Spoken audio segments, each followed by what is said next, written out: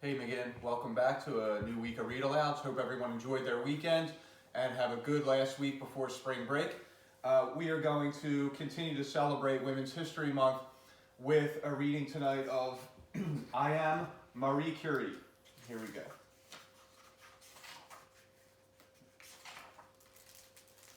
When I was 4 years old in Poland, this was one of my favorite treasures, my dad's glass cabinet filled with scientific instruments. I used to stare at it, wondering about each item. I don't know what the words meant, but I'd never forget them. As a science teacher, my father needed these tools, but the Russian government soon shut down laboratory classes in our schools. They didn't want Polish kids to learn about science. They thought education would be dangerous, that it would make us powerful. They were right. I really liked learning. One day, when my older sister was struggling to read, I picked up her book and read the first sentence easily. From the looks on everyone's faces, I thought I'd made a mistake. How did you do that? You were only 4 years old. I don't know. Did I do something wrong? No, it was amazing. Back then, men didn't think girls could be good students, and they certainly didn't think we could be scientists. So boys were always trying to challenge me. Okay, I'm going to read you this poem. If you're so smart, you should be able to write the whole thing from memory. Ready? I guess so. Think she'll be able to do it? Not a chance. How's this? I don't believe it. She didn't miss a word. From the very start, there was one person who always believed in me, my dad. When my mom got sick, he took care of us kids. Since he was a teacher, even if we were just taking a walk, he'd give us a new scientific lesson. See that sunset, Manya? It looks like the sun's moving, but it's really the earth that's spinning. Manya was my nickname. Back then, we didn't have phones, TVs, or computers. So our Saturday nights were spent with Dad, sharing one of the most powerful things of all, books. He'd read us classics like David Copperfield and one of my favorites, A Tale of Two Cities. It was the age of wisdom. It was the age of foolishness. Growing up, life was hard. My mom and one of my sisters passed away. My father wasn't allowed to teach the subject he loved. We didn't have much money. To escape the hard times, I would read, draw, and dance. At 15, I graduated from high school early. I won the gold medal for being the first in my class. By 16, I knew I wanted to make an impact on this world. I even knew how. There was only one problem. Where I lived, the university didn't accept women. I'm sorry, no girls allowed. That's not fair. They wouldn't let me in, but I had my own ideas. Lucky for me, someone started a secret college where they taught women subjects that no one else would teach us. That's the coolest name, right? Oh, it was called the Flying University. That's the coolest name, right? The college really didn't fly, but with more than 1,000 women enrolled, it was magical and powerful. I learned the periodic table. It lists every element we know, like hydrogen and oxygen. Eventually, my sister Branya and I made a plan. We would save enough money to go to the Sorbonne in France, one of the most famous universities in the world. But we didn't have enough money for both of us. You go first, then I'll follow. You sure you'll be okay? Don't worry, I'll never stop learning. Every day I was so determined to become a scientist. I'd wake up at 6 a.m. and read books in 3 different languages on physics and anatomy. Then I'd do the math problems my dad would send for me to solve. By the time I was 18, I was doing my own experiments and drawing my own conclusions. I also learned one of the most valuable lessons of all. You should never accept everything as it is. Life, like science, can always be made better. I do chemistry and physics experiments here. Watch this. This is the one.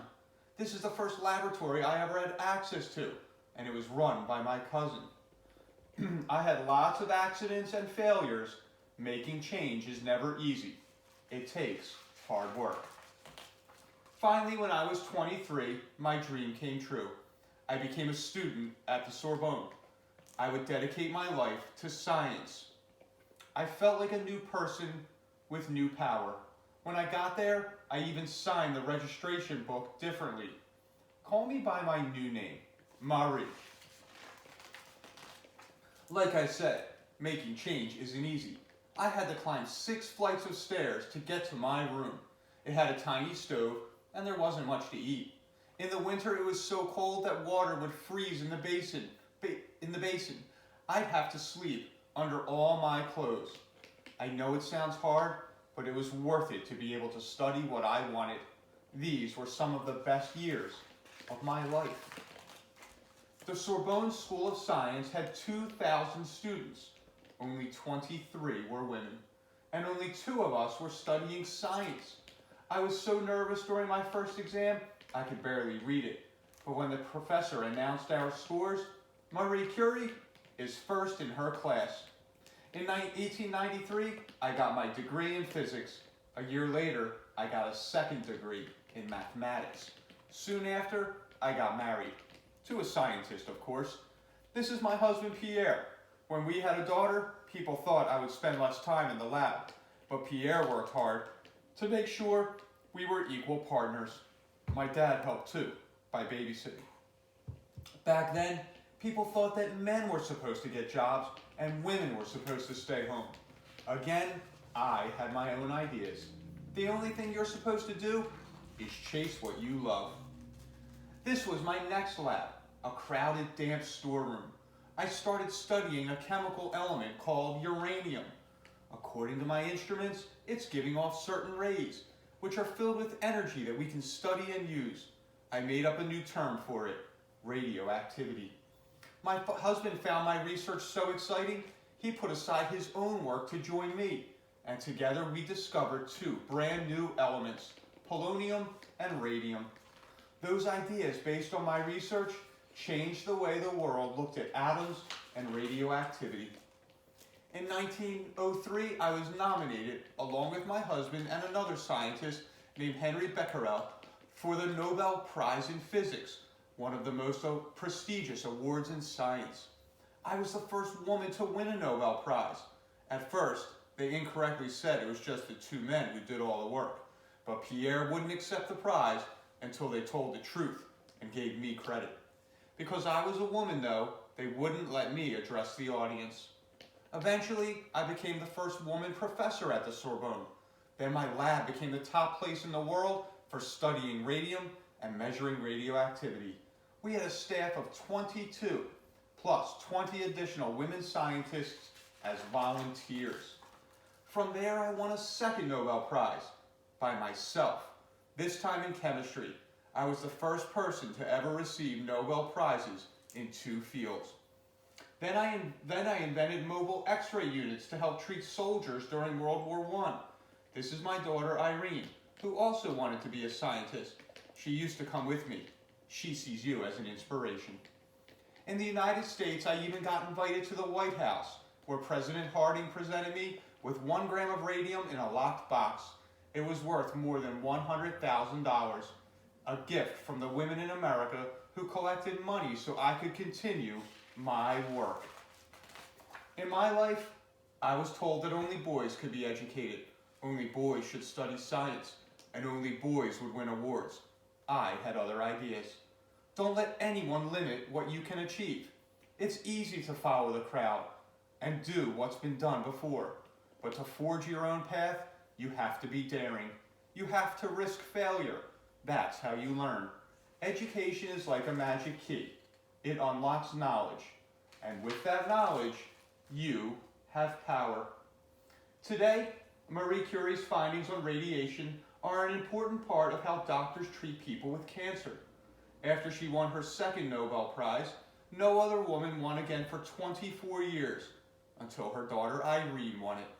In 1995, they moved her remains to the French Pantheon, the first woman recognized there for her accomplishments. But here's the sign that's still there. To the great men from a grateful country. Did you know her face is on French money, it's on the 500 franc note. And today there are many amazing women scientists, and there will be even more. Join us.